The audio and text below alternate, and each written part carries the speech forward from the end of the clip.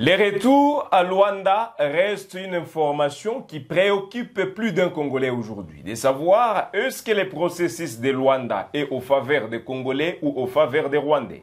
Journaliste d'investigation Youssouf Kibingila David, j'enviais aujourd'hui pour une présentation de cette nouvelle émission qui, aujourd'hui, nous avons le réel plaisir de recevoir Christophe Mouissa, notre invité. Monsieur Christophe, j'ai l'honneur de vous dire bonjour et bienvenue. Bonjour, monsieur les journalistes. C'est un honneur pour moi. Ouais. Et un grand plaisir. Comment vous allez? Nous allons bien. Sur le plan de la santé, ça va. Mais par rapport à l'actualité au pays, ça ne tient pas. Les Congolais, comment ils vont?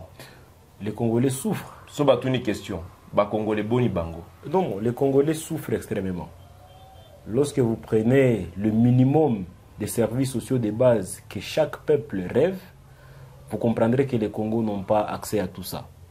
Nous avons la difficulté d'avoir la sécurité, qu'il soit la sécurité alimentaire comme la sécurité physique, qu'il soit l'accès à l'eau potable, l'accès à l'électricité, l'accès aux soins de santé, l'accès à l'emploi, l'accès aux bonnes conditions de vie, le droit à la libre circulation dans notre province du Nord Kivu particulièrement, où nous sommes aujourd'hui isolés à Goma et nous n'avons plus la possibilité de retrouver nos villages, de retrouver nos territoires.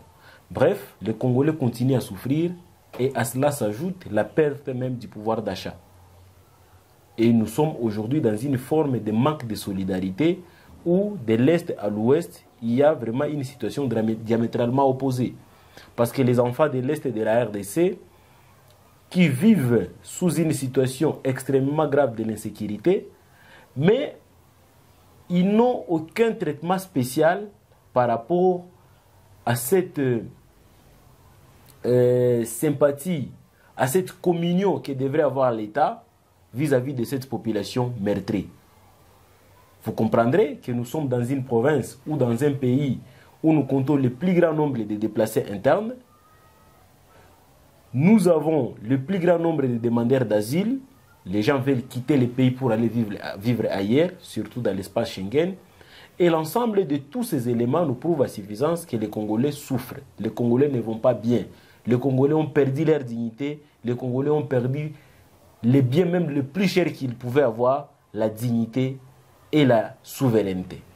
Parlons de la diplomatie. Mesdames et messieurs, nous sommes 27 novembre 2024. À l'est de la République démocratique du Congo, la situation reste préoccupante et elle se détériore du jour au lendemain. Les deux délégations ministérielles s'agissant de la République du Rwanda et de la République démocratique du Congo, le ministre des Affaires étrangères se sont encore rencontrés au niveau de Luanda dans le cadre du 6e réunion ministérielle de voir comment est-ce qu'il faut faire tout pour que la paix revienne à l'est de la République démocratique du Congo. Avant d'entamer cette question et savoir ce qui a été au cœur de leurs échanges, M. Christophe Mouissa, depuis un certain temps, vous travaillez sur les comptages de villages et de localités occupées par les rebelles du M23. Aujourd'hui, c'est quoi le nombre de ces localités? Lorsque vous prenez la date, les années du novembre 2021 jusqu'aujourd'hui à novembre 2024, ça fait 3 jours pour jour que les M23 ont lancé les hostilités. Les Rwandais, effectivement, ont lancé leur envahissement sur le Congo. Et aujourd'hui, nous comptons 134 localités occupées aujourd'hui par les Rwandais à travers les supplétifs du M23. Là, nous sommes au Nord Kivu. Nous sommes d'abord au Nord Kivu. C'est-à-dire aujourd'hui, le Congo, sur ces 145 territoires, aujourd'hui, nous en avons 6 que nous ne contrôlons pas. L'autorité de l'État n'y est pas installée. Et aujourd'hui, ces gens-là, malheureusement, comme à Bunagana, où c'est la monnaie ougandaise qui circule plus que la monnaie congolaise, alors que c'est un territoire congolais. 134 localités aujourd'hui où on n'a pas connu l'enrôlement des électeurs, où il n'y a pas eu élection et où malheureusement aujourd'hui les autorités congolaises n'ont pas la possibilité d'exercer leur pouvoir au vu de la souveraineté et de lois du pays qui devraient être exercées dans ces zones-là. 134 territoires, 134 localités et villages. Voilà la réalité qu'il y a. Si nous allons encore à Ituri, il y a plusieurs territoires qui sont occupés par les différents groupes armés, qui soient des Codeco, qui soient les Maï Maï Zahir, qui soient la FPRI. Beaucoup de nos territoires aujourd'hui ne sont pas sous contrôle du gouvernement congolais. Dans la partie nord de la province, vous avez l'activisme des ADF dans les territoires de Beni, et même dans la ville de Beni où il y a des attentats et des explosions de bombes. Et aujourd'hui, c'est-à-dire, si les plans sécuritaires, les territoires du Nord Kivu et la province du Nord de l'Ituri sont ingouvernables, malgré la mesure de l'état de siège, mais cela n'a pas empêché la progression des groupes armés, de la criminalité et malheureusement des violations graves des droits de l'homme. Voilà, notez mesdames et messieurs, c'est le Christophe Mouissa, un activiste des droits humains, un acteur de la société civile. Aujourd'hui, on en compte au moins 134 localités et villages sous contrôle des rebelles du 1-23 dans la province du Nord Kivu. On en parle aujourd'hui de la diplomatie en République démocratique du Congo. L'autre fois, Judith Souminois a fait savoir lors des points de presse dans la province du Nord Kivu qu'il y a des enregistrements dans le sens positif. Dans le domaine qu'on peut parler aujourd'hui sécuritaire, on peut parler de la diplomatie qui a des avancées significatives. Surtout, on en parle aujourd'hui de la diplomatie du processus de Luanda. 6e assise, 6e rencontre, 6e réunion ministérielle entre les ministres des Affaires étrangères du Rwanda et de la RDC. Qu'est-ce qu'il faut noter à ce jour? Nous lisons ensemble. RDC-Rwanda s'accorde sur un plan pour la neutralisation des FDLR. La RDC et le Rwanda ont approuvé lundi, c'était au début de la semaine, un document intitulé « Concept d'opération CENOP ». Ce document servira, voulais-je dire, de guider pour la mise en œuvre du plan harmonisé de neutralisation des FDLR et la levée de mesures de défense au Rwanda. M. Christophe Mouissa, un Congolais qui est à Lubumbashi, un Congolais qui est à Moneditu, un Congolais qui est à Kabe, à Kamwanga, au fin fond, et qui se soucie de la situation sécuritaire à l'est du Congo. Er ayoki bailoko yo. Avant qu'il y ait une analyse, qu'est-ce qu'il est censé comprendre? Alors, les Congolais doivent comprendre aujourd'hui que le vrai ennemi du Congo, c'est le Congolais lui-même, particulièrement l'homme politique congolais. Parce que c'est anormal, d'après tout ce dont nous avons déjà subi, comme agression du Rwanda, comme violation des droits de l'homme, comme tout ce que nous sommes en train de connaître aujourd'hui, jusqu'à ce que nos institutions toutes reconnaissent que c'est le Rwanda qui est le pays agresseur, et où vous suivez dans plusieurs déclarations des autorités, des chefs des institutions, que c'est le Rwanda qui a fait que nous ne puissions pas faire A, B, C, D et tout consort, que ce soit les mêmes autorités aujourd'hui qui signent des accords avec le Rwanda pour venir neutraliser les FDLR au Congo. C'est ce que ça veut dire. C'est-à-dire aujourd'hui, le président de la République, représenté par le ministre des Affaires étrangères, a accepté de signer avec le Rwanda le plan de venir neutraliser les FDLR en RDC. C'est ce qui a été signé le lundi à Angola. Cela fait suite à l'arrivée du ministre des Affaires étrangères en République démocratique du Congo le 5 novembre 2024, où il a reçu les honneurs des officiers militaires et policiers de la RDC à Goma par les canaux de ce qu'on a appelé les mécanismes de vérification ad hoc pour le renforcement de la sécurité. C'est-à-dire c'est un jeu de ping-pong. Au même moment qu'on accuse que le Rwanda est en train de nous agresser, au même moment nos autorités sont en train de signer des accords avec le Rwanda pour venir encore neutraliser les soi-disant FDLR en RDC. De l'autre côté, nos autorités, certains ministres comme Julien Paluku, vous disent clairement que les FDLR n'existent plus. Et que pour lui, les FDLR, parce qu'il a été pour plusieurs années gouverneur de la province du Nord, c'est-à-dire qu'il connaît mieux la réalité, il fut un acteur du RCD-KML, c'est-à-dire qu'il connaît le contexte dans lequel il est en train de s'exprimer. Les RCD a occupé ici. Aujourd'hui, même là où on dit qu'on va venir neutraliser les FDLR, ce sont les zones occupées par le Rwanda, notamment Rutshuru et Masisi. Et malheureusement, reconnaissant que les FDLR n'existent plus, parce qu'ils en discutent dans le Conseil des ministres, mais le gouvernement signe pour venir neutraliser les gens qui n'existent plus. C'est-à-dire, pour Julien Paluku, les FDLR poursuivis par le Rwanda, ce sont les minéraux qui se retrouvent à Rubaya, qui se retrouvent dans les Somikivu, qui veulent aller même dans le Walikale. Pour le Julien Paluku, un membre influent du gouvernement souminois, mais aussi un ancien gouverneur de la province du Nord Kivu qui connaît le contexte et qui maîtrise bien la région.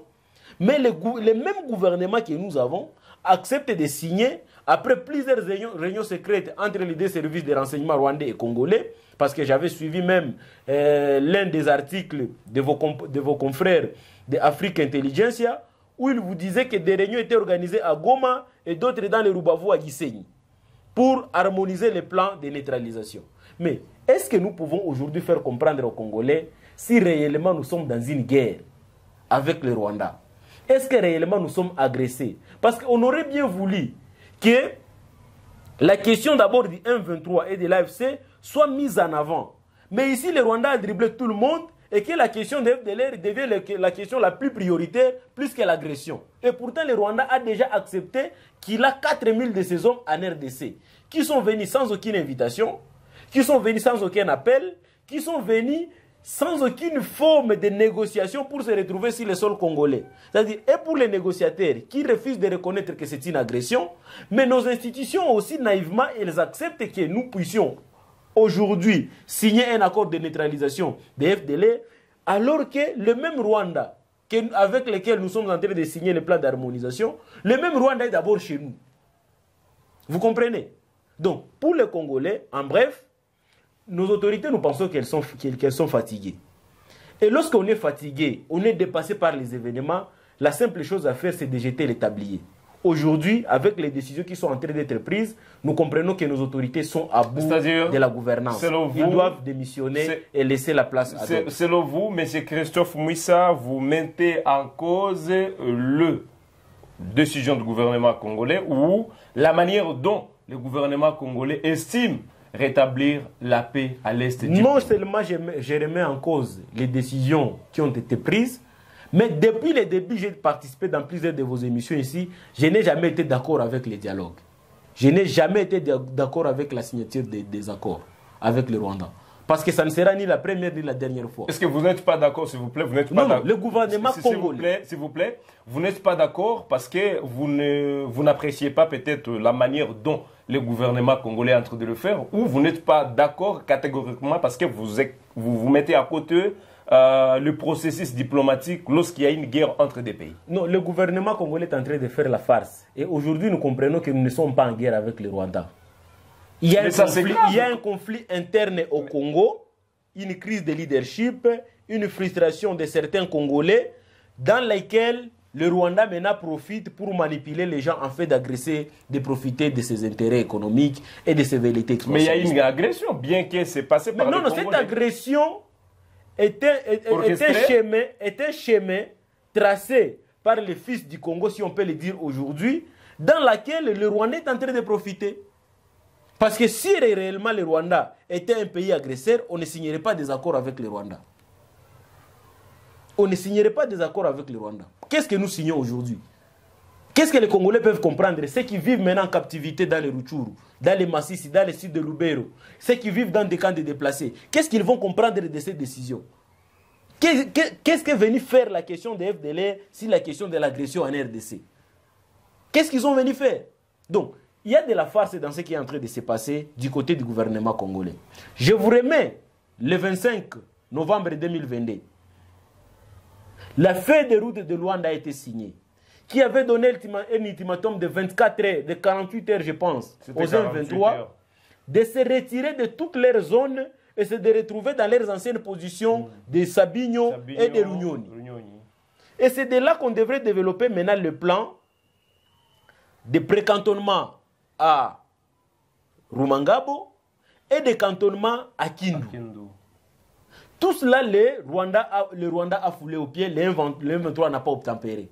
Pourquoi ne pas revenir sur les anciens accords, si l'ancienne feuille de route, l'évaluer, voir qu'est-ce qui a marché, qu'est-ce qui n'a pas marché, avant de signer un nouvel accord. Mais aujourd'hui, on nous impose un nouveau agenda pour nous permettre de mettre en avant la question de FDLR et oublier que nous sommes en pleine agression. Qu'est-ce que nous pouvons comprendre? Est-ce que nous sommes déjà vendus par ce gouvernement? Est-ce qu'ils sont déjà fatigués? Est-ce qu'ils sont dépassés par le gouvernement? Ou c'est quoi réellement que les Congolais doivent comprendre? Parce que moi, personnellement, ça me dépasse. Et je présume que ça vous dépasse aussi. Vous êtes journaliste, bien que vous ne pouvez pas l'avouer devant les micros. Ça, c'est très clair et c'est très grave pour notre pays. Nous vous disons la réalité que les politiques ne veulent pas vous dire. Ça, ce sont des réalités que les politiques ne vous diront peut-être pas. Qu'est-ce que la question de FDLR est venue faire à la négociation? Nous allons rentrer dans d'autres accords qui avaient déjà été signés dans le passé et demander pourquoi est-ce que la RDC n'est pas revenue d'abord sur ces anciens accords, leur respect et leur évaluation avant qu'on nous impose un nouvel accord. Voilà. Christophe Mouissa, nous sommes en train de partir vers la fin de cette émission. J'ai une question. C'est un constat que je fais. Lorsque je fais des rotations au Kivu, dans plusieurs agglomérations, je me rappelle, c'était en 2023, il y avait une forte mobilisation de la jeunesse, une forte mobilisation des activistes, une forte mobilisation. On a fait même une émission, un jour, tu m'as dit, Toza parmi Batu, Oyo, Tokosiri Sabitumba, Nakati Amboka Oyo. Un jour, je me rappelle, tu m'as dit ça. Aujourd'hui, vis-à-vis na Oyo Bozaki Kolakisa, la détermination. Les lots, ça semble qu'ils zali sous-souté et que, attention à Binonyoso, attention à Binonyoso, Bogo Tiango Lelo, na changement, il y a constitution, révision, il y a constitution. Vous semblez vous semblez aujourd'hui ignorer la question de la guerre à l'est de la République démocratique du Congo. Qu'est-ce qui ne va pas à ceci? Non. C'est un constat que moi personnellement je fais en tant que journaliste. Je suis très d'accord avec vous. Alors, ce qu'il faut retenir, c'est que nous avons été trahis par notre propre gouvernement. Lorsque vous voyez déjà quand la guerre a commencé, en novembre 2021, il y avait une forte mobilisation, qui soit des acteurs politiques, de l'opposition comme de la majorité, des mouvements citoyens, de la société civile, des pasteurs, c'est-à-dire des confessions religieuses, et toute autre organisation morale ou physique. Nous nous sommes tous ligués comme un seul homme pour dénoncer le Rwanda, pour dénoncer l'agression et pour demander même des sanctions contre certaines autorités qui soient au niveau de la complicité interne avec tout ce que nous avons comme infiltration, qui soient au niveau international avec notre campagne que nous avions lancée, Rwanda's Killing. Mais quelle est la suite de cette campagne? Est-ce que le gouvernement a appuyé cette campagne? Par contre, lorsque nous rappelons maintenant le gouvernement à prendre ses responsabilités à main, vous êtes conscient ici que je fais partie de ceux qui ont recommandé au président de la République à plusieurs reprises de déclarer la guerre ouverte avec le Rwanda. Et nous étions suffisamment déterminés à en finir. Et après, ce sont des discours politiques, parce que dans cette guerre, il n'y a pas seulement le Rwanda, il y a aussi l'Ouganda. Mais jusqu'à aujourd'hui, le gouvernement refuse de reconnaître l'Ouganda comme pays agresseur. Comment la force? Et récemment, vous les avez suivis, ils ont envoyé toute une mission de députés au niveau de l'Ouganda, après une semaine, je crois, de l'arrivée du président de la République en Ouganda pour voir Yoweri Museveni. Vous avez suivi la rencontre avec le président de la République au sommet de la francophonie, où en 2022, on avait boycotté la photo des familles, où il y avait le premier ministre Sama Lukonde, mais en 2024, le président de la République s'y présente. Christophe Mouissa.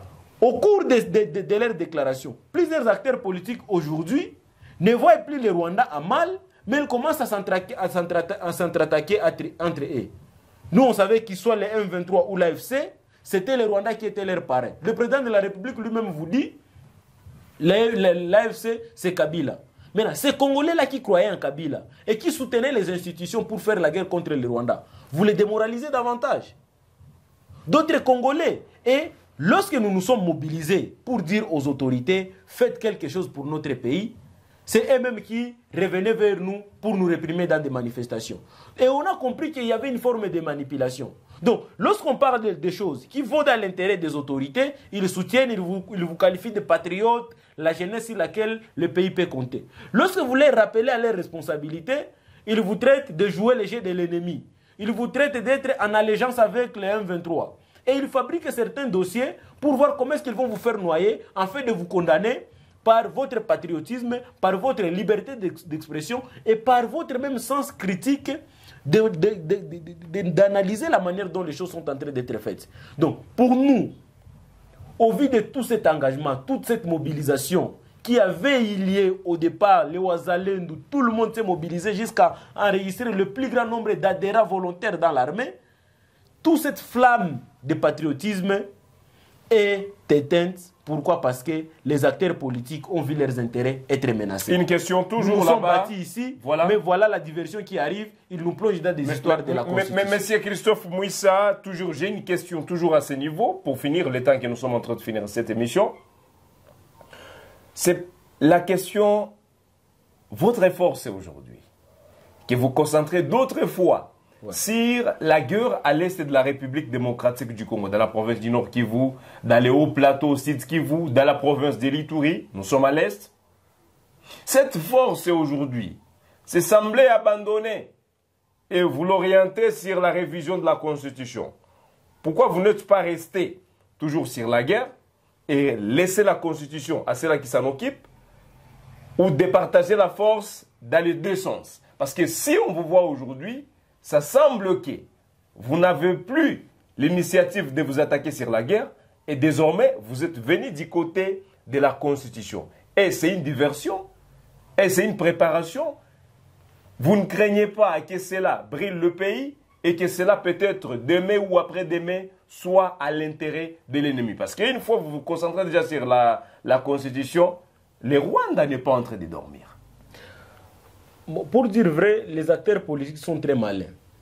Et ils savent que l'engagement des Congolais, les Congolais devenaient de plus en plus exigeants par rapport aux responsabilités de l'État en ce qui concerne le retour effectif de la paix. Nous avions suivi comment est-ce qu'on a fait appel à des forces de la SADC, la MONUSCO avec certaines opérations, les Ouazalendou qui sont extrêmement déterminés sur la ligne de front, les militaires burundais et toutes les autres forces militaires ici en République démocratique du Congo. Et les Congolais commençaient à être de plus en plus exigeants en disant comment en présence de toutes ces forces militaires ici en RDC, on peut être incapable de battre les 1-23 bien que soutenu par le Rwanda, parce que nous savons que le Rwanda ne peut pas déverser toute son armée ici. C'est-à-dire, au même moment qu'on était en train de faire des démarches diplomatiques, cela ne pouvait pas non plus nous interdire de faire des offensives sur le plan armé, sur le plan militaire. Mais pourquoi les autorités? Parce que nous, à notre niveau, nous sommes des citoyens. Et nous faisons tout pour influencer les décisions des autorités afin qu'ils agissent dans le sens des attentes de la population. Mais nous avions remarqué qu'il y a une certaine léthargie dans les chefs des gouvernants. Et c'est cette léthargie qui nous a poussé à penser à une certaine complicité. Comment vous pouvez recommander au peuple d'être exigeant, de dénoncer, de faire tout ce qu'il faut pour aider en termes d'information aux autorités, mais les autorités à leur niveau, ils ne parviennent pas à assumer leurs responsabilités. Assumer dans quel sens? Assumer dans le sens, lorsqu'il y a des dénonciations, de vous saisir de ces dénonciations, de prendre en compte les dénonciations pour vous saisir d'office en train de prendre les bras à l'école. Nous avions recommandé à plusieurs reprises qu'on lance les offensives. Parce que, comme on nous a imposé les cessez-les-feux, mais vous comprendrez que c'est au cours de ces cessez-les-feux que nous sommes en train de perdre plusieurs localités. Notamment la perte d'une grande agglomération comme Kanyabayonga, la perte d'une grande agglomération comme Kalembe, dans les Massissi et dans le Lubero, et partout où le M23 a tendance à aller conquérir des espaces. Pour finir, moi je pense que les Congolais aujourd'hui, nous ne devons pas continuer à être distraits. Alors, nous devons continuer à tenir sur nos priorités.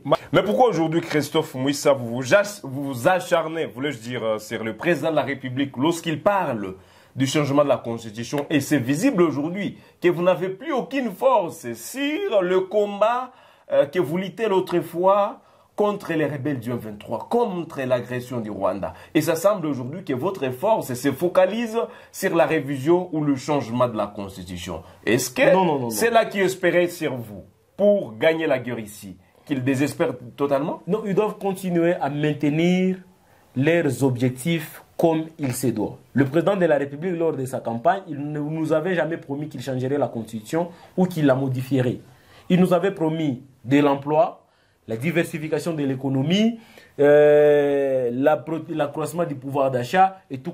Et aujourd'hui, les Congolais doivent rester focus autour de ces objectifs-là. Les embouteillages à Kinshasa, ça doit trouver une solution.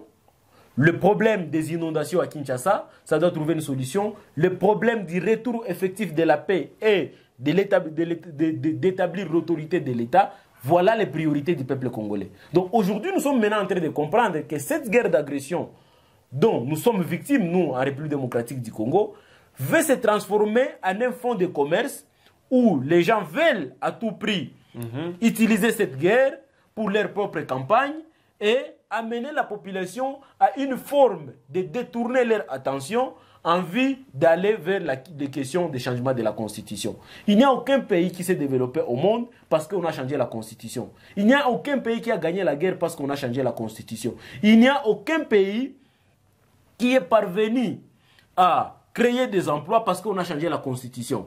Et ce message, je voulais l'adresser à mes compatriotes Ouazalendou, qui sont suffisamment déterminés et qui ne reçoivent presque rien par rapport à leur engagement militaire. Est-ce que cette détermination y est encore aujourd'hui? La détermination est là. Parce que je les ai aussi entendus se prononcer sur la révision de la Constitution, qui ont refusé d'ailleurs. Mais oui, ils sont droits, parce qu'au-delà de tout, ils sont d'abord des citoyens congolais. Et moi, je vous dis, comme la RDC vient de signer tout à l'heure, ici, le plan de neutralisation des FDLR, et que le Rwanda reconnaît qu'aujourd'hui son véritable obstacle sur le terrain, ce sont des Ouazalendou, je présume et je crains qu'il y aurait un plan rampant qui vise à neutraliser les Ouazalendou en fait de concrétiser la balkanisation. Parce qu'aujourd'hui, comme les FDLR n'existent plus, il n'y a aucun camp qui peut délimiter leurs camps, leur mode opératoire et tout consort. C'est-à-dire aujourd'hui, ceux qui sont plus visés semblent être les Ouazalendou parce que ces Ouazalendou sont des grands patriotes qui sont en train de faire mal à l'ennemi, au Rwanda. Et le gouvernement, malheureusement, sans pour autant comprendre les jeux du Rwanda, a accepté de signer ce plan de neutralisation. Nous nous posons la question. Lorsque le Rwanda pourrait entrer officiellement en RDC, alors qu'ils ont déjà leurs 4000 hommes ici, maintenant, comment est-ce qu'on va gérer cette situation vis-à-vis des M23? Comment est-ce qu'on va gérer cette question vis-à-vis de l'AFC? Voilà les questions que nous devrions nous poser en tant que des Congolais. Mais aujourd'hui, on nous ramène un nouveau débat sur la neutralisation des FDLR, sur la Constitution, pour nous détourner de notre attention où nous étions de plus en plus exigeants vis-à-vis de nos autorités parce que nous avons cette soif de la paix. Nous avons cette soif de la sécurité. Nous avons besoin que nos compatriotes qui vivent dans des camps de déplacés ici retournent chez eux et mènent paisiblement leur vie, leurs petits projets. Les enfants continuent à étudier. Mais au-delà de tout ça, nous ne savons quand est-ce que la guerre finira, quand est-ce que nos compatriotes rentreront, parce qu'ici, ça sera une nouvelle guerre maintenant de vouloir traquer les FDLR qui n'existent pas. C'est-à-dire les Ouazalendou doivent rester vigilants. Nous ne voulons pas que ces amis-là soient sacrifiés. Ils se sont bâtis pour la RDC. Et ce plan de neutralisation des FDLR, nous ne savons pas si c'est le plan qui va mettre fin à la guerre ou ça sera encore un autre cycle qui s'ajoute à d'autres cycles de violence armées qui ont déjà existé dans notre pays. Et nous entendons notre gouvernement au tournant, mais nous devons dire la vérité au peuple congolais. Il faut dire que nous avons échoué de gagner cette guerre militairement. Mais c'est Christophe Mouissa, mais ça c'est fort comme déclaration. Parce qu'on ne donne pas aux FARDC le mot d'ordre pour combattre. On ne renforce pas leurs capacités logistiques. On ne renforce pas leur prise en charge. On ne renforce pas leur salaire. C'est-à-dire, dans des situations comme ça, les militaires devaient avoir un traitement plus spécial pendant cette période pour les motiver davantage. Si le plan diplomatique, nous devrions avoir un seul langage. Si le plan de la mobilisation populaire, l'autorité devrait être présente dans tout ce qui est en train de se passer. Mais aujourd'hui, même ceux-là qui veulent manifester pour soutenir les FARDC, ils sont réprimés. Mais comment nous voulons gagner la guerre alors que nous nous accusons mutuellement entre nous? Comment nous voulons gagner la guerre alors que nous nous diabolisons entre nous? Comment nous voulons gagner la guerre alors que nous avons un problème de division sociologique, de division sur des opinions politiques? Et pour ce cas de figure, c'est difficile de gagner la guerre. Et nous pensons que cette guerre devient de plus en plus une forme de campagne politiques pour se rechercher comment continuer à s'éterniser au pouvoir, changer la constitution ou la réviser. Merci et ça n'a aucun intérêt avec le peuple congolais qui doit continuer à rester debout et ne pas être traité comme des petits-enfants. Nous ne sommes des fanatiques de personne et si ces autorités sont là, ce n'est pas la volonté de la population. Et lorsque la population va décider, je crains qu'il y ait un soulèvement populaire qui pourrait les ravager tous. Merci et beaucoup. Maintenir un nouvel ordre politique et voilà, social. mesdames et messieurs, nous allons nous orienter dans la province de l'Ituri afin de finir cette émission. On parlait toujours de la rébellion, voulais-je dire, de la rébellion du M23 dans la province du Nord Kivu. Le gouverneur de la province de l'Ituri signale également dans sa province qu'il y a de ces gens-là qui sont en train de tout faire pour recruter des jeunes, afin de les mettre dans la rébellion du M23. Je vous propose de suivre les gouverneurs de la province de l'Ituri, le lieutenant général Luboya Akashama Johnny, et on se retrouve tout juste après dans ce studio de Gueule Afrique Télévision. Notre invité aujourd'hui est Christophe Mouissa, un activiste des droits humains, un acteur de la société civile, un jeune panafricain, et aujourd'hui on en parlera sur la sécurité. On se retrouve à na munaona hapa na vijana weko pale. Ndio kama sisi tunasema hapa message tunasema kuko recruitment. Banataleta vita hapa. Watu wanakuwa marabisha. Hapana. Yo ileo. Kule kukinchasa watu wapende kusikia kama unamwambia wanasema tunadanganya. Lakini banabeba watoto kidogo. Watoto wale bana na kitu na wajeni wale kama wanawakamata. Anasema wanapenda. Ni njua anawadanganya. Oh, mko kabila yetu, oh, mtapata hivi. Watu hakuna hata mtu mmoja ule ku responsable wa kusema atatumikisha akili yake. Hakuna. Na wanduku yao najua sema abapendi hata siku moja ke vita ifika hapa. Hakuna hata community moja hapa Ituri inapenda vita ifike hapa. Lakini wanaenda kubeba watu wale wako na njaa, waliza wadanganya na 20,000 francs. Juu ya kuisha watu. Sasa nipenda kuwaonesha hapa njuu Ituri mzima ijuu waseme vitu vya hivi viko napitikana na si wote tusimame juu vita siku hapa.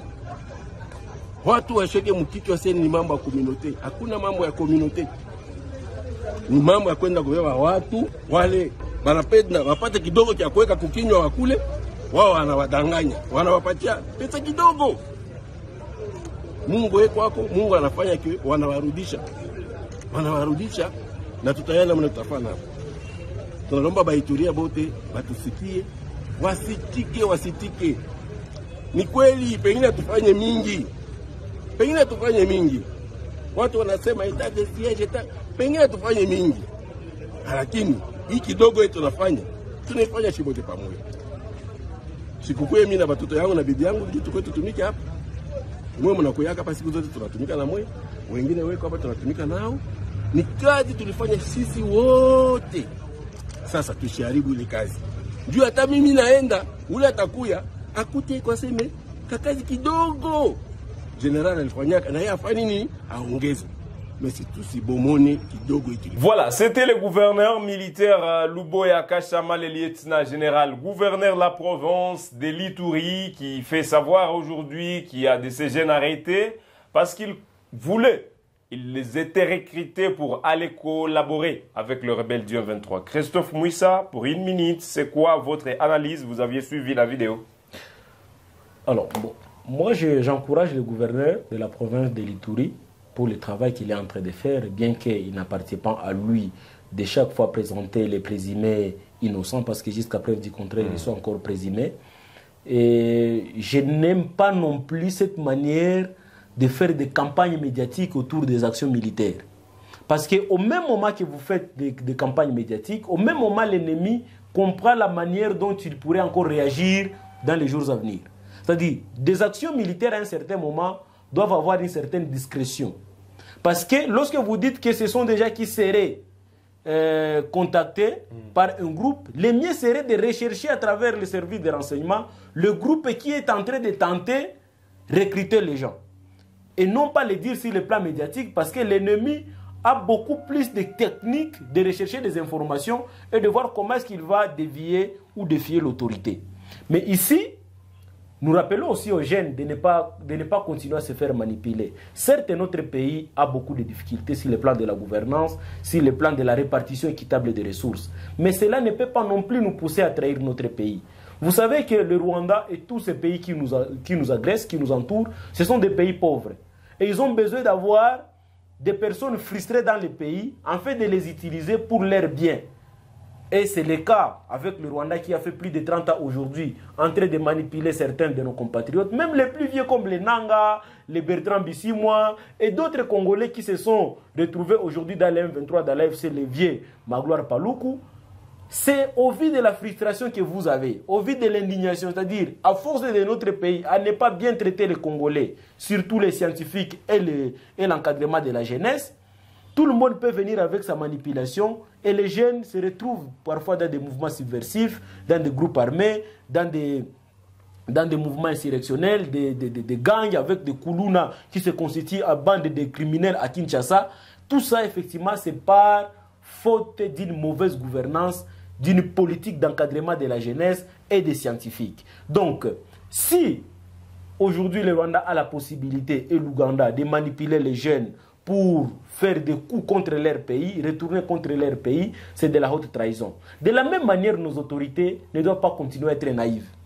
Cette naïveté aujourd'hui, à force de vouloir les biens, les gains faciles, de l'enrichissement illicite, des fois, même dans les services de sécurité, certains seraient des complices. Merci beaucoup. Certains sont des infiltrés. Merci. Certains dans nos institutions sont en train de jouer les jeux de l'ennemi. Mais pour ça, on est en train de traquer des petits peuples, alors que ceux qui sont en train même de signer des accords à Luanda font partie de ceux qui trahissent la nation. Merci beaucoup, moi, Christophe Mouissa. Je pense qu'un jour, ces accords qui sont en train de signer, ce sont des accords qui n'engagent que ces individus-là. Ça n'engage pas l'État. Comme la gouvernance de Tshisekedi dit. On le signe au nom du Congo, Christophe. Mais la gouvernance de Tshisekedi dit ici que certains accords que Kabila avait signés, ce sont des accords qui n'engageaient que Kabila. Donc les Congolais aussi doivent comprendre que les accords qui sont en train d'être signés ici, ce sont des accords qui ne concernent que Tshisekedi. Merci beaucoup. Et ses acolytes là-bas. Christophe, merci. Il faut que le pays se retire de l'EAC. Il faut que le pays suspende sa participation dans la francophonie. Il faut que le pays se retire dans certaines organisations dans lesquelles nous nous retrouvons avec des États qui ne nous aident à rien. Ce sont des gens qui bouffent, qui gaspillent inutilement l'argent des frais d'émission pour se retrouver chaque fois en Angola, qui font des voyages en Occident et qui font des histoires qui n'ont aucun intérêt pour le peuple congolais. Merci beaucoup, Christophe. Nous allons rester de plus en plus exigeants.